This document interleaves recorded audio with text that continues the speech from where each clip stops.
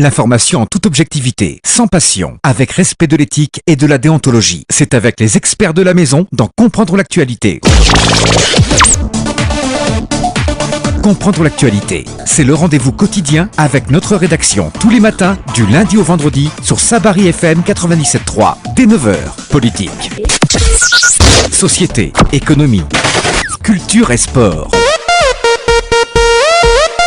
Toutes les questions y sont débattues avec sérieux. Comprendre l'actualité, fini vos interrogations. Bonjour à toutes, bonjour à tous. Merci une fois encore de nous préférer. Bienvenue à l'émission Comprendre l'actualité, le rendez-vous quotidien avec notre rédaction. Tous les matins du lundi au vendredi à partir de 9h05 en réseau synchronisé sur Pacific FM 0 modulation de fréquence sur la 96.6. Mais également, grâce à notre relais à Kindia, vous nous pratiquez 97.3 ou partout où vous êtes, vous avez la connexion www.sabarifm.com, c'est le direct.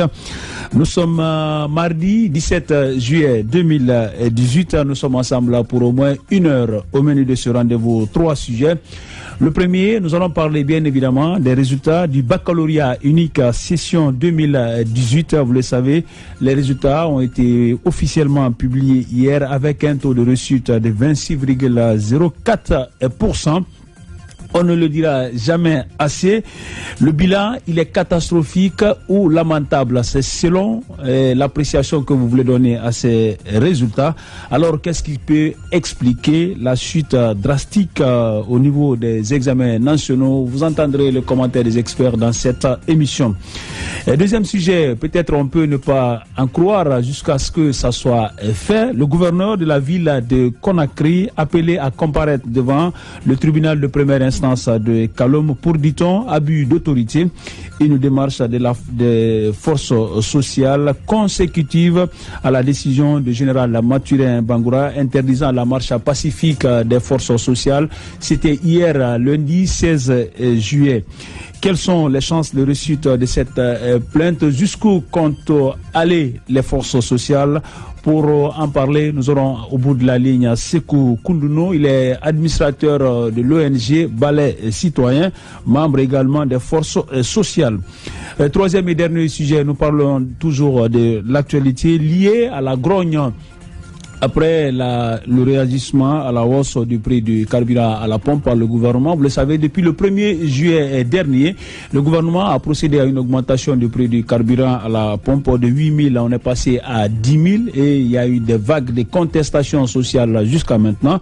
Hier, le médiateur est allé à la rencontre des responsables des centrales syndicales.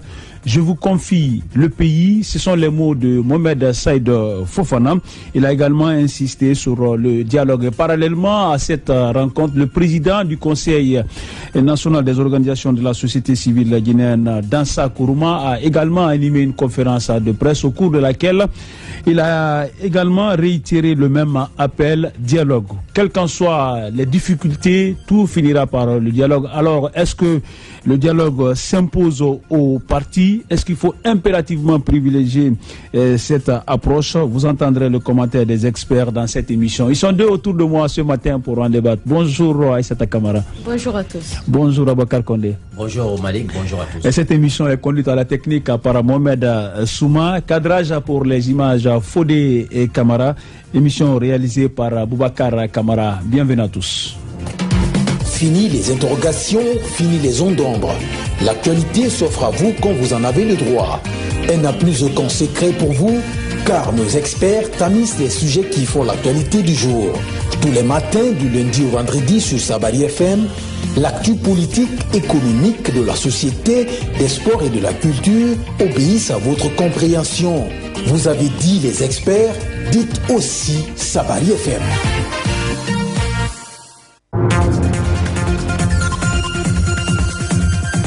Une fois encore, bonjour et merci de nous rejoindre dans cette émission Comprendre l'actualité. Je le disais, le premier sujet, les résultats du baccalauréat session unique, session 2018, baccalauréat unique, bien sûr, ont été officiellement publiés hier avec un taux de réussite de 26,04%.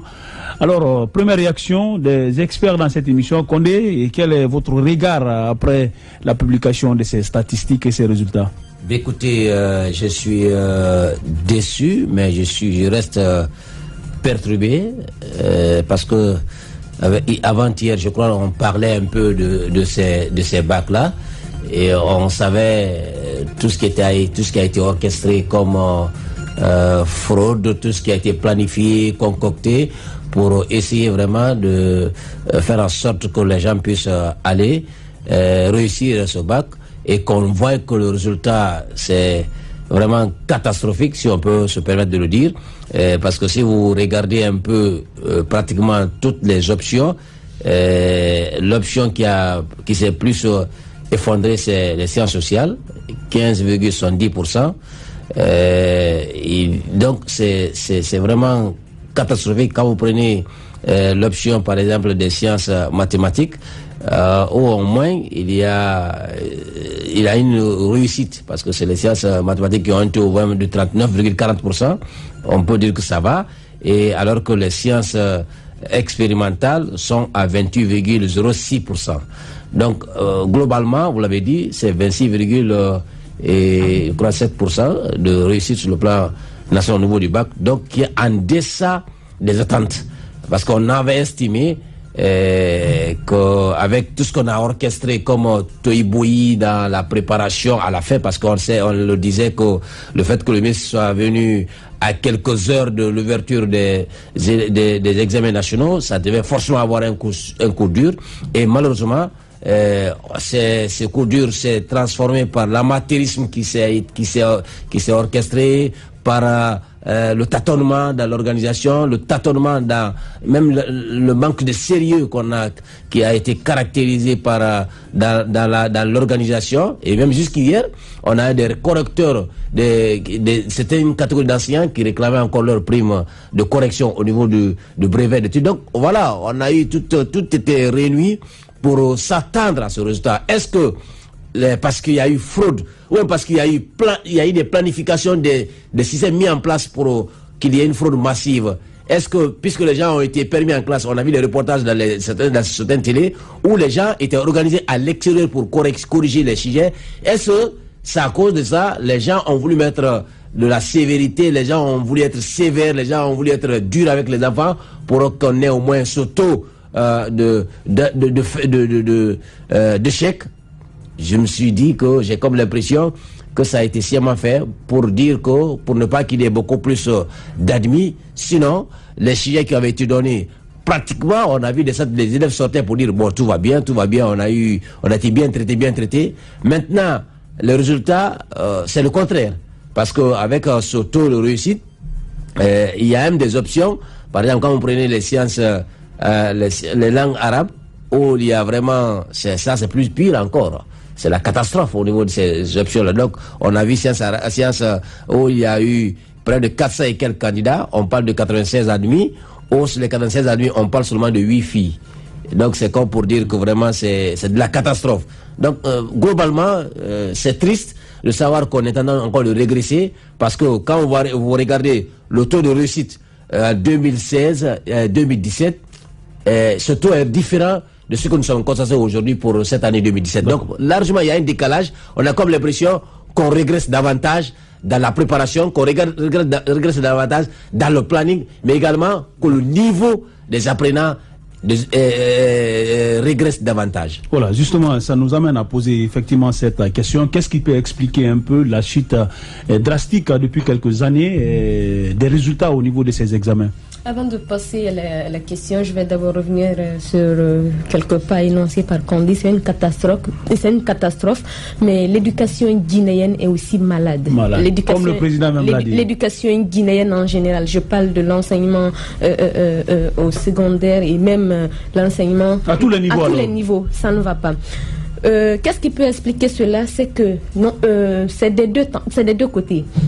Les enseignants ou non les formateurs sont mal formés ou n'ont pas la formation requise pour dispenser un certain nombre de cours, mais ils sont là quand même dans les salles de classe pour dispenser ces cours-là, même s'ils n'ont pas la capacité. Et ça, c'est souvent, on voit ces cas généralement dans les écoles, dans les établissements privés, il faut le dire, même si dans le public tout n'est pas rose, mais aussi dans le privé, on favorise, on fait si vous voulez, la promotion des médiocres juste parce que c'est le neveu de tel ou le frère, le cousin de tel. Ça ne peut pas continuer ainsi.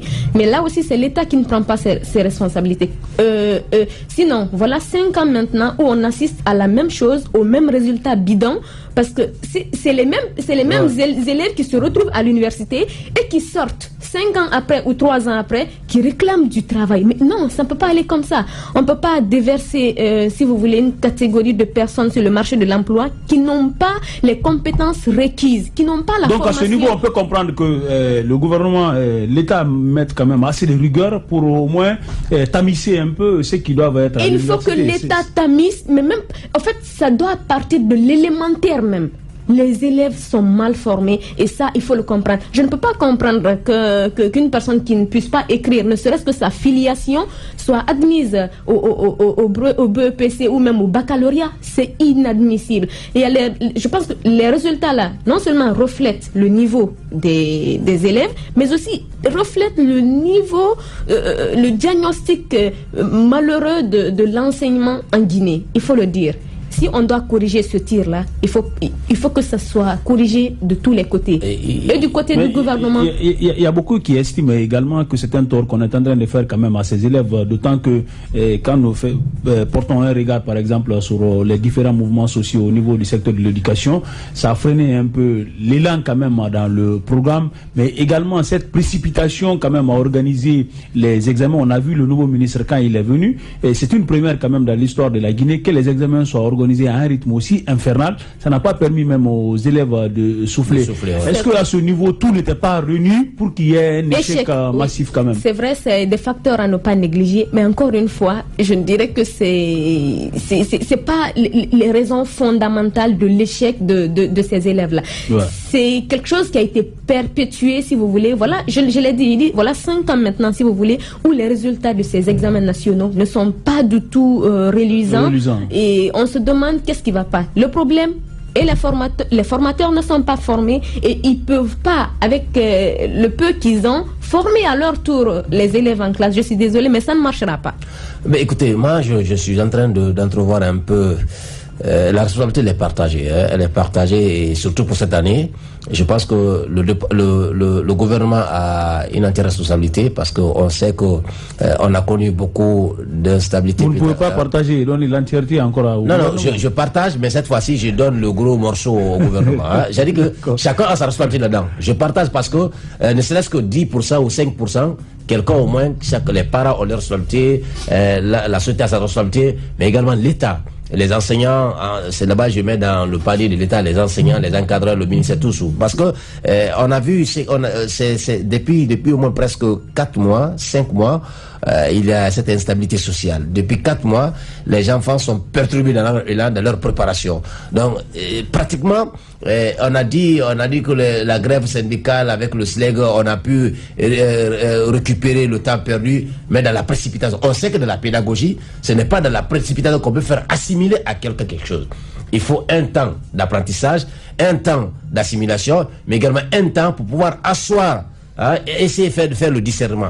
Mais pour cette fois-ci... Donc on a l'impression que les élèves ne sont que des victimes. Ils sont victimes, ils ont été trop secoués, mais la pression était là. Donc il y a la pression de la famille, il y a la pression de la rue, il y a la pression de la galère. Et avec tout ça là encore, le ministre vient, le petit temps de repos qu'ils avaient pour souffler, pour revoir un peu la situation, parce que quand tu vas en classe, tu as été évalué, quand tu reviens, tu regardes ton cahier, tu sais là où ça n'a pas marché. Donc tu as le temps, puisque ça n'a pas marché en biologie, je vais me rattraper en chimie. Mais si tu n'as pas le temps de repos, tu n'as pas eu de repos. Le ministre qui est venu, malheureusement, n'a pas aussi... Je n'ai pas du tout compris cette politique, franchement. Donc, je sais pas, il était sous quelle pression, pourquoi il fallait rapidement finir ses examens, tout. Donc, je sais pas. Voilà, tous les ingrédients étaient réunis pour assister à ce désastre.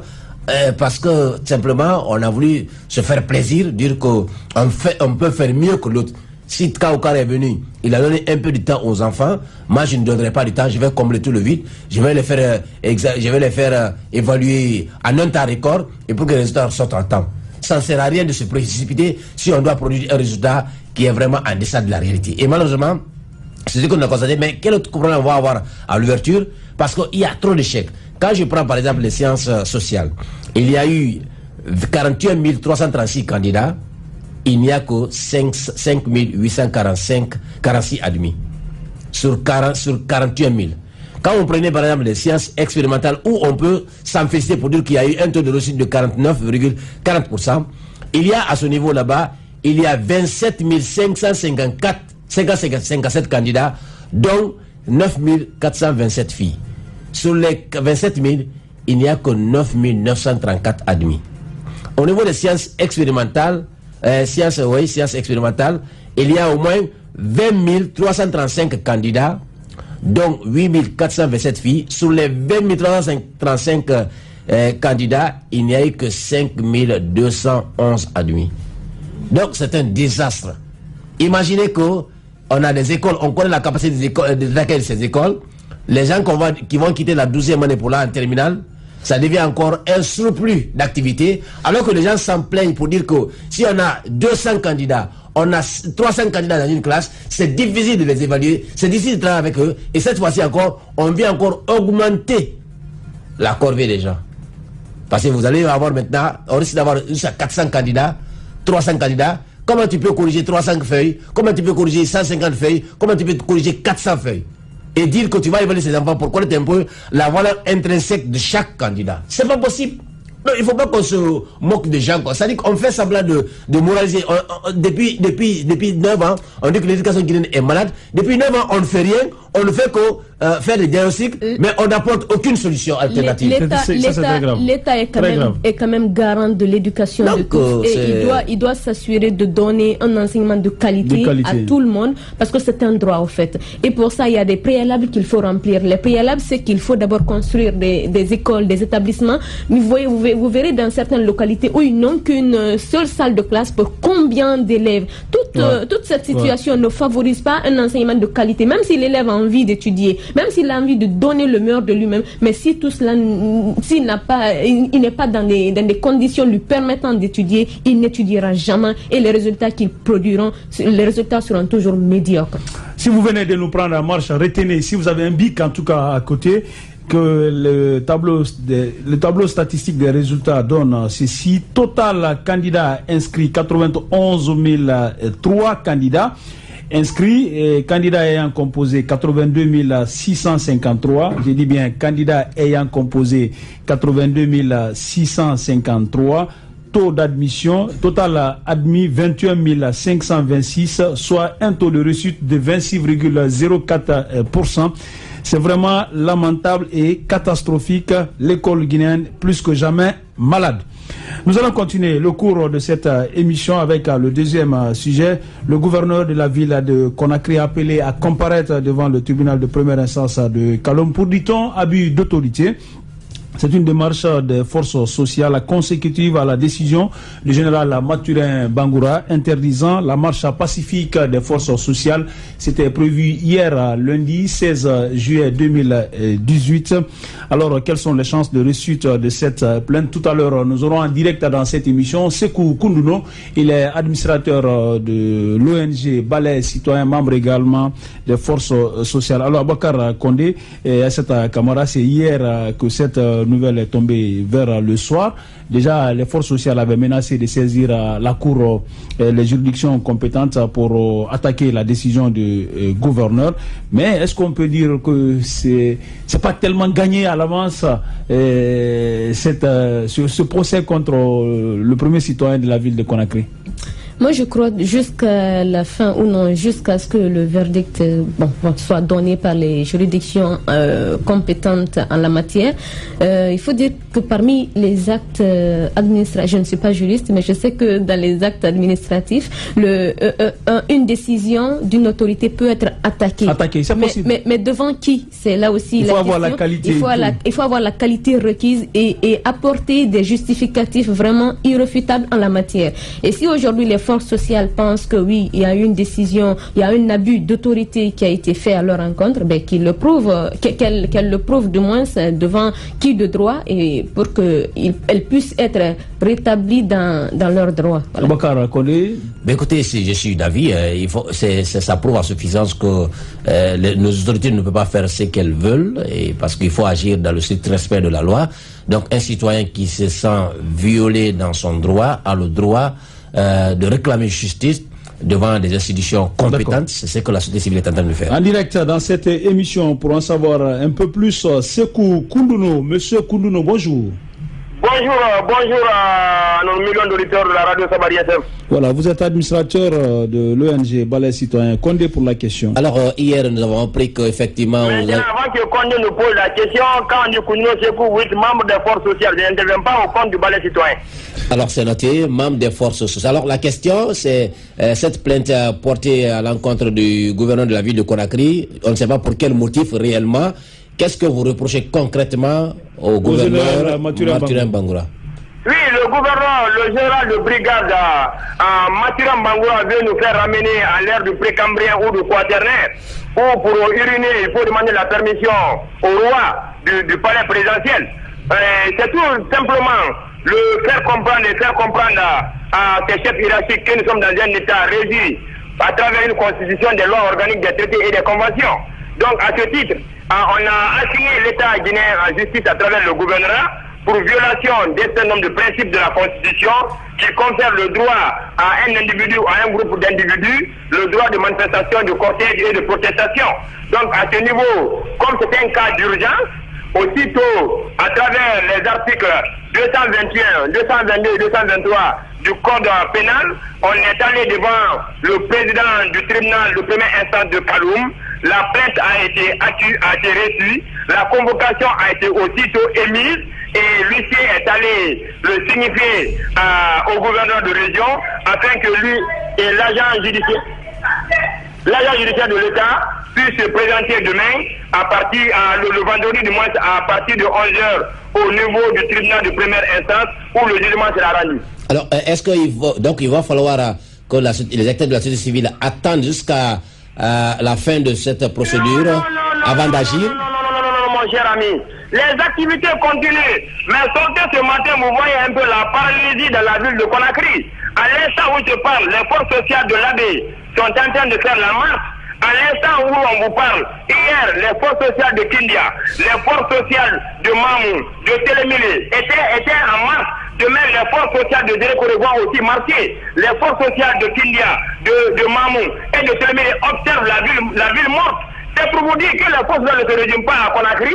C'est pas une protestation qui est en fait coordonnée par un nombre de leaders, mais c'est toute la jeunesse guinéenne qui est en train de se réveiller petit à petit, afin que nos droits et nos revendications légales et légitimes soient en fait à intégrer dans les orientations des gouvernants. D'accord. Sekou Koundouno, le gouverneur Mathurin Bangoura, dans les motivations de sa décision, a indiqué un certain nombre de faits quand même. Oui, s'il vous plaît, c'est ça un peu votre problème aussi. Vous n'aimez jamais qu'on vous pose des questions. Vous avez eu le temps de parler. Donnez-nous le temps de vous poser des questions. Voilà. Voilà. Dans sa décision, il a été très clair. Il parle de donner la chance quand même au dialogue. Ce qui est réitéré aujourd'hui par certains acteurs de la société civile également. Il faut privilégier le dialogue. Également, permettre à ces pèlerins, ces candidats au pèlerinage d'effectuer leurs formalités. Est-ce que vous n'estimez pas, parce qu'il faut toujours le rappeler que l'État aussi est le garant de la quiétude et de la paix, pour des raisons comme telles indiquées, l'État peut interdire quand même une manifestation sur un territoire donné. Donc à ce niveau, est-ce que ce n'est pas le lieu aujourd'hui de privilégier le dialogue que d'organiser des manifestations alors que le Guinéen commence à s'essouffler un peu? Précision 1. Les forces sociales sont demandeurs de dialogue et on continue à dialoguer. Ça, je vous informe si vous n'êtes pas informé. Vous dialoguez avec qui? Nous dialoguons avec le gouvernement, mais le préalable à notre dialogue, c'est de ramener le carburant à 8 000. Et deuxièmement... C'est un dialogue insensé déjà. C'est-à-dire si le préalable... Mon ami, soit que vous représentez le gouvernement dans ce studio. Non, moi je vous pose des questions. Vous aimez tout le temps, quand vous êtes coincé, vous aimez coller des étiquettes aux journalistes. On n'a rien à voir avec le gouvernement, encore moins avec les forces sociales. S'il vous plaît, voilà, ne nous collez pas une étiquette. Voilà, répondez aux questions qu'on vous pose. C'est aussi simple que cela. Je réponds à des questions de façon précise et claire. Voilà. Nous dialoguons avec le gouvernement et notre mot d'ordre à l'égard du Premier ministre, on a été clair. Le carburant à 8 000, qu'il calcule l'intérêt qu'ils doivent gagner en une année sur le prix de litre. Nous, on va les aider à travers le budget où il faut dénicher. Je vois un exemple très frappant, mon cher ami. C'est le seul pays au monde où les mobiliers des ministères, des directions sont changés chaque année. C'est comme si c'est les animaux qui travaillaient sur les tables et sur les bureaux. D'accord. Vous avez dit ça il y a même pas une semaine sous nos antennes. On va s'entraider. Si nous prenons le carburant des ministères, si nous prenons les frais de mission des ministères, si nous prenons les avantages au fait des cadres, au fait supérieurs de ces ministères, si nous prenons sur la trentaine de lignes fictives qui existent sur le budget, à travers un débat technique, nous on peut le prouver qu'ils peuvent économiser ailleurs et ne pas contribuer à appauvrir la population guinéenne. Tout cela est connu, ça a été dit plusieurs fois. On vous a eu courant la semaine dernière. Vous avez pratiquement dit la même chose. Je vais vous poser la question suivante parce que. Pas envie de répondre à tes questions, s'il te plaît. Voilà, c'est votre droit également. Hein. On vous a invité à participer à une émission, mais si vous n'êtes pas disposé. Je réponds aux questions. Voilà, si vous n'êtes pas disposé quand même à répondre. Permettez, mon cher ami, moi je suis disponible, je n'ai pas prendre votre appel. Secondo aussi, les acteurs de la société civile qui disent de préconiser le dialogue, nous les disons que nous dialoguons et nous les disons un peu de recadrer la communication parce que c'est des accusations très faciles à dire dans la mesure que le dialogue continue avec le médiateur, avec le cabinet du Premier ministre, mais nos positions, nous ne sommes pas du tout. Nous sommes intransigeants sur là-dessus. Le carburant à 8 000 ou rien, c'est notre position. Et c'est très clair. Alors, autre question qu'on n'a pas compris. On sait que vous avez fait une réunion avec les syndicats pour harmoniser un peu la stratégie. Qu'est-ce qui s'est passé? Parce qu'on pensait hier que c'était une journée ville morte, mais alors que parallèlement, vous avez aussi demandé à faire une marche. Est-ce que jusqu'à présent, vous n'êtes pas encore entendu avec les syndicats sur la stratégie de lutte? Hier, on était en concertation avec eux. Aujourd'hui encore, la réunion de travail commence ce matin avec la commission de travail mixte CNTI de force sociale. Hier, ils ont reçu la visite du médiateur qui les a priés de lui donner la chance pour 24 heures afin qu'ils puissent faire bouger les lignes. Et à ce niveau, ils ont suggéré de surseoir à toute démarche en train de donner la chance aux médiateurs. Donc à l'instant où il vous parle, nos représentants sont en route vers la bouche du travail, afin que la commission encore continue à travailler pour harmoniser un peu les actions entre la CNTD, l'USTD et les forces sociales. En fait, c'est sur quoi nous sommes demandeurs. Sauf que, au même moment que vous privilégiez toutes ces démarches, vos différents appels continuent à avoir des répercussions sur le terrain. Vous venez de parler du cas de Mamou, et sur la route de Conakry déjà, il y a une paralysie par endroit. Donc on ne comprend pas. Par-ci, vous négociez, vous acceptez des négociations, vous continuez à avoir des pourparlers, mais de l'autre côté, vous maintenez vos différents appels au mot d'ordre. On ne comprend pas. En toute honnêteté, mon cher ami, si des gens aiment ce pays, nous aimons ce pays plus que tout le monde, parce que c'est une minorité depuis 1980 qui s'enrichit sur le dos de la majorité. Le seul combat que nous menons est que les richesses du pays soient partagées dans l'intérêt de tous ses fils. Et ça, on a été très clair du Premier ministre du gouvernement. On l'a fait comprendre qu'il y a des possibilités d'économiser les argent dans ce pays et ne pas tendre la main à la communauté internationale. Dans la mesure que les gens s'enrichissent de tout un chacun, personne n'est indigné, personne n'est irrité. Et ce que nous demandons au gouvernement, c'est un travail technique. On peut le prouver par A plus B qu'on peut économiser l'argent et ne pas appauvrir la population. Alors, ce que nous peut-être une autre question. Il y a que les acteurs religieux lancé une invite à toutes les parties prenantes pour un temps mort, le temps pour les pèlerins de remplir les dernières formalités et aller au lieu saint de l'islam. Est-ce que cet appel, qu'est-ce que cela vous fait? Oui, cet appel nous va droit au cœur, comme vous le savez, nous avons des réalités sociétales et sociologiques. Nous sommes, la plénière d'aujourd'hui va se pencher sur la demande de ces religieux, voir un peu quelles sont les réponses appropriées qu'il faudrait donner aux religieux qui occupent une place incontournable dans ce pays. Mais nous demandons tout simplement d'emboîter le pas de l'ambassadeur de la paix, Elhadji Djirimba, qui, au fait, dans une déclaration dans les 72 heures précédentes, a fait comprendre au gouvernement que devant une décision impopulaire, le gouvernement doit reculer en train de prendre l'inspiration des citoyens en compte. Donc, cela nous prouve en suffisance l'honnêteté intellectuelle et le courage patriotique de ce grand leader religieux, et nous invitons les autres aussi à emboîter ce pas-là. Mais quant à nos pèlerins, toutes les dispositions seront prises pour ne pas qu'on les empêche, car vous savez tous, nous venons des familles religieuses, des familles qui incarnent un certain nombre de comportements sociétals auxquels on ne peut pas dire. D'accord. La dernière question, je reviens toujours sur le cas général Mathurin Bangoura, gouverneur de la ville de Conakry. Jusqu'où comptez-vous aller? Parce qu'au-delà de cette marche du 16 juin, il est catégorique là-dessus. Pas de marche pour, en tout cas, ces jours à venir. Est-ce que vous avez d'autres actions prévues pour ce qui pourrait être une défiance quand même de la première autorité de Conakry? Mon cher, nous sommes une dynamique citoyenne. Vous vous pliez à cette volonté du gouverneur jusqu'à ce que la justice fasse son travail? Le tribunal nous dit que l'audience est prévue pour le vendredi, mais nous continuerons à travers les actions pour paralyser la ville. Mais il n'y aura pas de marche? Il n'y aura pas de marche jusqu'à cette date. D'accord, merci. La marche est prévue le lundi, le 23, sur l'autoroute Fidel Castro. D'accord. La marche encore est prévue pour le jeudi 26 au centre-ville de Rome. Attendons de voir si la marche du 23 aura le même lieu. Non, vous ne pouvez pas décliner quand même votre agenda. Ce n'est pas un communiqué que vous pouvez passer dans cette émission. Voilà. Si vous avez un agenda. Merci Sékou Koundoulou d'être passé une fois encore chez nous. Merci mon cher ami. Voilà. Bonne journée à vous. Merci. À l'instant même, Sékou Koundoulou, coordinateur de l'ONG Valais Citoyens, également membre des forces sociales de Guinée. On l'a suivi. Je crois qu'il ne veut pas aller quand même dans le bras de fer jusqu'à défier la première autorité de la ville de Conakry jusqu'à ce que la justice ne fasse son travail. Oui. Mathieu a attendu le vendredi. Ça a tout l'air, mais ce que je suis en train de... ce que je ne comprends pas, c'est que de l'autre côté, vous l'avez dit, ils optent pour le dialogue, et de l'autre côté, ils sont dans la rue. C'est le mouvement un peu dispersé. Être dans la rue et réclamer...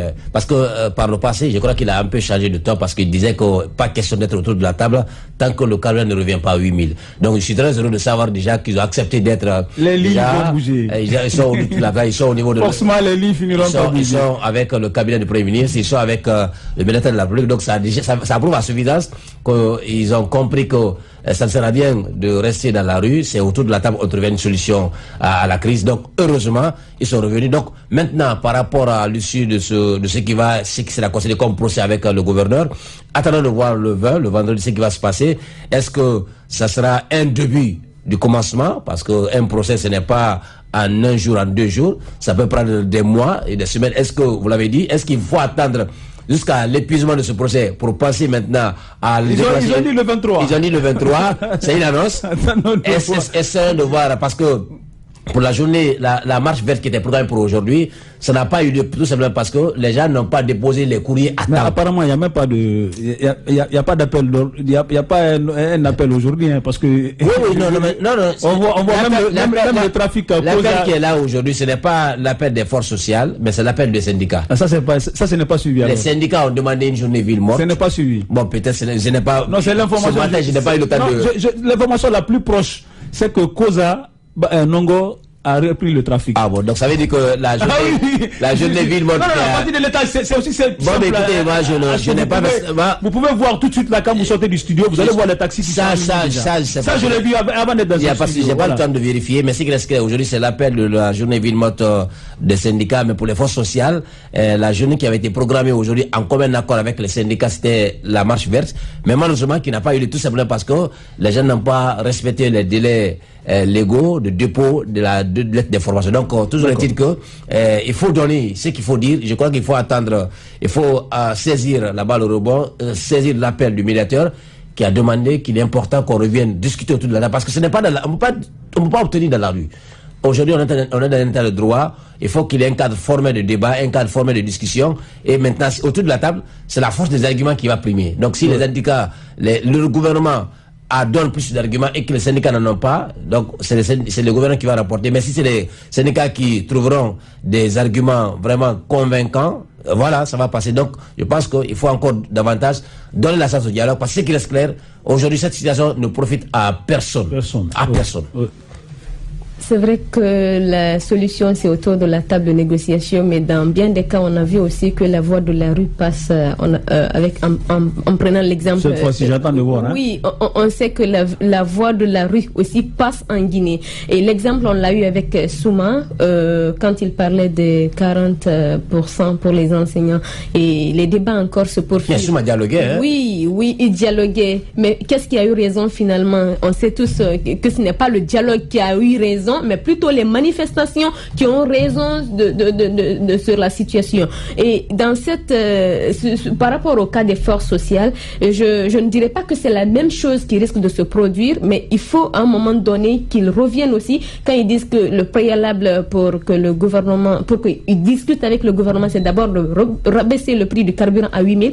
Venez avec vos arguments sur la table de négociation, exposez-les et trouvez un terrain d'entente, parce que c'est pas quand même dans la rue où vous allez négocier, non, ce sera forcément autour d'une table de négociation. Si les forces sociales pensent qu'elles ont des arguments qui peuvent faire ramener le gouvernement sur sa décision, mais qu'elles viennent exposer ces arguments-là sur la table et ensemble, ils trouveront quelque chose. Moi, avant ce studio, et même à entendre ce qu'on dit, je sens une certaine fissure au sein même des forces sociales, parce que je ne sais pas si vous avez été très attentif là-dessus, quand il disait ceux qui pensent que nous, on prône pas le dialogue, parce qu'on sait que hier, Dansa Kourouma, par exemple, a été très ferme là-dessus. Il a insisté sur le mot dialogue, mais jusque-là, les gens pensaient que le gouvernement allait plier par la rue. Est-ce qu'à ce niveau, on n'a pas à craindre que ces mouvements s'essoufflent, ou le gouvernement ne profite un peu de cette fissure pour faire passer carrément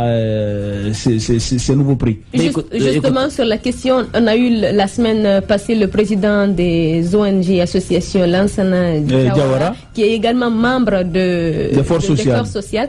La question de l'infiltration, il a esquivé, il n'a pas voulu parler, mais c'était un peu ça. On sent aujourd'hui que le mouvement est infiltré, qu'ils le disent ou non. Et on sent aussi que certains sont en train d'être soudoyés, même s'ils ne veulent pas le dire. Ils n'ont pas le même agenda, apparemment. C'est vrai qu'ils ont le même langage, mais ils n'ont pas le même agenda. Et s'ils veulent vraiment gagner cette lutte, la lutte qu'elles sont en train de mener, il faut qu'elles soient d'abord sincères, les organisations soient sincères entre elles et qu'elles fassent franc jeu. Quand je parle de franc jeu, c'est-à-dire soit on est ensemble dans la lutte, soit on ne l'est pas, mais que d'autres ne soient pas là pour juste. Donc attention, les forces sociales. Il y en a qui ont un pied dedans et l'autre pied dehors. Mais écoutez, moi bon. Vous avez une autre lecture, J'ai senti, mais je pense que c'est normal, parce que je le disais sur ma page Facebook, qu'au sein des forces sociales, il y a une trilogie d'idées. Il y a les modérés, il y a les ventes en guerre, mais aussi il y a des populistes. Il y en a qui aiment se faire, et parmi les populistes, il y a Sékou Koundono. Il aime ça, il est populiste et va en guerre. Il aime ça. C'est pas quelqu'un qui est modéré, ce n'est pas quelqu'un qui aime se recroqueviller, c'est pas quelqu'un qui lâche rapidement les choses. Donc, qui sont-ils les modérés? Les modérés, c'est Dansa Kourouma. Dansa Kourouma est modéré, il y a Lansana Diawara qui est modéré. C'est des gens qui sont un peu, c'est des, comment on appelle ça, c'est des... Attention, s'il y a trop de vocables au sein de forces sociales. Non, c'est ça, c'est ce qui fait la valeur, cette diversité-là donne la force. C'est pourquoi, il vous souviendra, même au niveau des forces politiques, il y a ça. Il y a ceux qui sont considérés comme des modérés, c'est pourquoi on les appelle les centristes. Il y a ceux qui sont vraiment durs dans leur action. On dit c'est des va-t-en-guerre, c'est des gens... Il y en a aussi des populistes. C'est des gens qui aiment se faire entendre dans les médias. On a Makarena qui est dans ce lot-là. Donc, ça existe partout. Donc, cette dissension, cette variation dans le langage, dans le ton, dans le débat, c'est bon, c'est ce qui fait la valeur de la société civile. Et ça, si le gouvernement pense profiter de la situation, et ça, c'est une peine perdue. Attention, parce que quand c'est comme ça, vous savez, peut-être que moi j'ai une autre lecture un peu des forces sociales, même si c'est vrai, Diawara avait dit il faut une diversité d'opinions, mais après un seul objectif.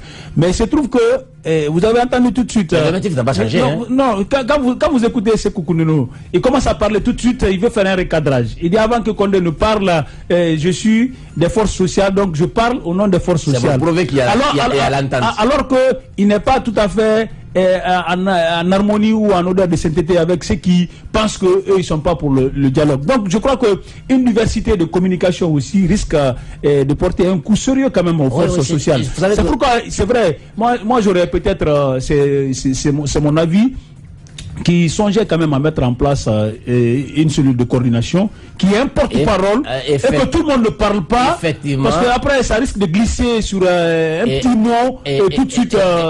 Et là également il y a une guerre d'ego. Oui, justement, on le sait, qu'on le dise ou pas, on le sait. Quand j'ai écouté Lansana... On sait déjà qu'on le dise ou pas, il y a un duel, il y a une guerre à distance entre le Clox quand même et la PQ. Donc il y a cette guerre de leadership entre Nassa Kouroua et Abdourahmane Sallo. C'est le problème qui fait qu'aujourd'hui, les forces sociales ont du mal à avoir une coordination. Parce qu'on ne voudrait pas que dans la coordination qu'on dise le porte-parole c'est le Clox ou que le porte-parole c'est la PQ. Donc la PQ ou le Clox, en tout cas celui qui est censé être le porte-parole, va avoir tous les projets. Alors qu'il faut effacer les structures. Donc le mieux c'est d'effacer les structures. Ils ne veulent pas que les personnes portent les voix. C'est pourquoi Lansana avait suggéré qu'on fasse une réunion tournante. Parce qu'il ne veut pas que les gens se focalisent sur une seule cellule ou sur une seule force sociale pour dire que voilà tout se décide là, voilà tout se discute ici. Donc il y a cette guerre d'ego, il y a ce jugement parfois qui n'est pas important, qui fait que parfois quand tu vois Koundouno, quand il parle, même s'il veut faire semblant qu'il parle au nom de force sociale, mais on voit la ligne dure qu'il a, ce n'est pas la ligne dure au niveau du Clox, ce n'est pas la ligne dure au niveau de Mouak, ce n'est pas la ligne dure au niveau de la PQ. Donc on voit, il y a une démarcation dans le langage, il y a une démarcation dans le ton. Ça c'est très grave. Donc, et ça ce n'est pas bien. Parce que la sérénité doit être là. Il faut pas qu'on fasse faut pas qu'il y ait une union de façade. Derrière. Ça risque de mettre. Donc attention. Parce que. Attention les forces sociales. Même le report d'aujourd'hui, parce que moi j'ai vu les commentaires sur les réseaux sociaux, le fait qu'ils soient incapables d'être en alerte pour pouvoir déposer les couilles à temps pour que la marche d'aujourd'hui, la marche verte ait lieu. Les gens ont dit mais attends, c'est de l'improvisation ça peut pas marcher. Donc quand c'est comme ça, il risque de se décrédibiliser aux yeux de l'opinion, parce qu'on va dire que, écoutez, s'ils font de la lenteur, c'est quelque part, les poches ont parlé. Et puis il a été annoncé également la synergie d'action avec les centrales syndicales. Nous, on a cru qu'à date d'aujourd'hui, c'était pouvait avoir une unité d'action. Mais jusqu'ici, ça n'est encore formalisé. Je pense que la population, elle est très regardante quant aux actions posées par les forces sociales. Ouais. Et je pense que c'est une occasion en or, ils sont en train de perdre. Pourquoi? Parce que c'était l'occasion rêvée d'unir toutes les composantes de la société civile autour d'un idéal. Et l'idéal, c'est quoi? La population, l'intérêt du peuple. Et si ça, ils continuent comme ça à se chamailler pour les petits détails, je pense que dorénavant, la population n'aura plus confiance en cette société civile. Il faut qu'on se le dise. D'abord, je ne dirais pas qu'ils sont décrédibilisés, mais en tout cas, l'image de la société civile guinéenne actuelle n'est pas celle qu'on a connue auparavant. Et si... En tout cas, ce n'est pas les forces, en tout cas, les forces vives qu'on a connues en 2007. Voilà, je pense qu'eux-mêmes, ils doivent soigner leur image avec les actions qu'elles posent par le canal des forces sociales. Voilà, c'est vrai que nous sommes à la fin de cette émission, mais on se quitte avec une petite question qui commence à brûler les lèvres des Guinéens. Un peu de mots sans commentaire. Pourquoi, selon vous, le président Alpha Condé ne parle pas? Ben écoutez, il ne parle pas parce que c'est un metteur de scène, c'est un scénariste. Il aime ça. Il voit les acteurs en train de faire le théâtre. Il aime ça. C'est quand il voit qu'il doit intervenir, il revient maintenant pour hausser le ton, soit pour faire partir quelqu'un, faire porter le chapeau à quelqu'un, ou bien essayer en tout cas, sa sortie maintenant risque de sacrifier quelqu'un. Ah mais c'est ça, il faut s'attendre à quelqu'un. En tout cas, une tête va tomber ou une tête va être élevée. Soit on descend à 8 000 ou on met à 10 000. Après, quelqu'un doit... il sacrifie son casserole Fofana. Non, il ne le fera pas. Non, je ne pense pas qu'il le fera. Okay. On a un président qui aime les jeux d'échecs, il faut le dire. Ouais.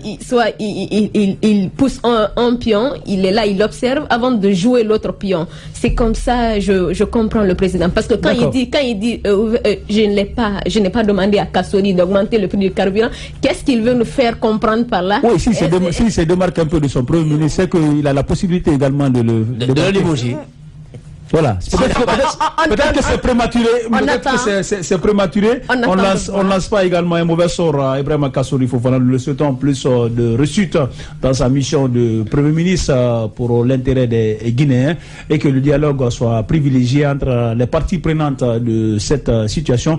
Merci à tous d'avoir été de nous. C'est la fin de cette émission Comprendre l'actualité. Avec le même plaisir, nous vous donnons rendez-vous demain quand il sera 9h05 pour vous servir à notre numéro de Comprendre l'actualité. D'ici là, portez-vous bien. Ce que la Guinée possède, Sabari FM vous le révèle.